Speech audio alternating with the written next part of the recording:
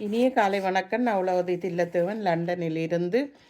கொடி கொடி பொறிச்சொல் 864வது கொடி கொடி கொடி கொடி என்று சொன்னால் தாவர வகைகள், பழ வகைகள், மர வகைகளில் பூ மரங்களில் கொடி வகைகள் இருக்கும்.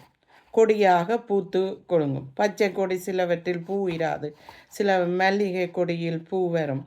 அதே போல் பழமரங்களில் முந்திரியை கொடியும் காய்கறிகளில் பாவக்காய், பைத்தங்காய் கொடி வகைகள் இருக்கும். ஒவ்வொரு நாட்டுக்கும் ஒவ்வொரு விதமான கொடி வகைகள் இருக்கும்.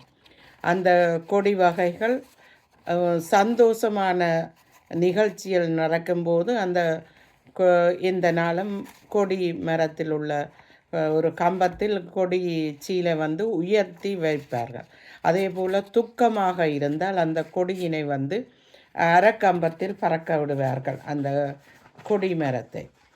எமது வீட்டில் ரோசா மரங்களிலேயே கொடி வகை செடி வகையாக மரங்கள் இருக்கிறது. கொடி கொடி என்னிடம் இப்போது இது அரசியாருடைய 70வது ஆண்டு அவண்ட ஜூப்ளியத்துக்கு எடுத்த கொடி, இங்கிலாந்து கொடி இருக்கிறது.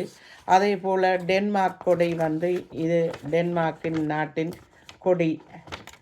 நாங்கள் ஒரு பிறந்த தினமெண்டா என்ன, கல்யாண வீடெண்டா என்ன, இந்த கொடிகளை நாங்கள் அலங்காரமாக செய்து வைப்போம்.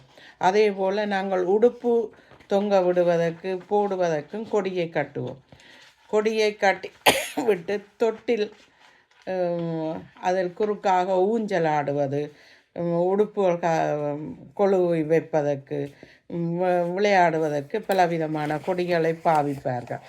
கொடி என்றால் உச்சமாக இருக்கும் அவிட்ட நட்சத்திரம், காக்கை, காற்றோட்டம், நீளம், படற்கொடி, குஞ்சம், கோதுமை, அருகம்பு, கிழக்கு திசை என்று பல வகையான அகராதி சொல்லுகளையும் கொண்டு வருகிறது. நன்றி, வணக்கம்.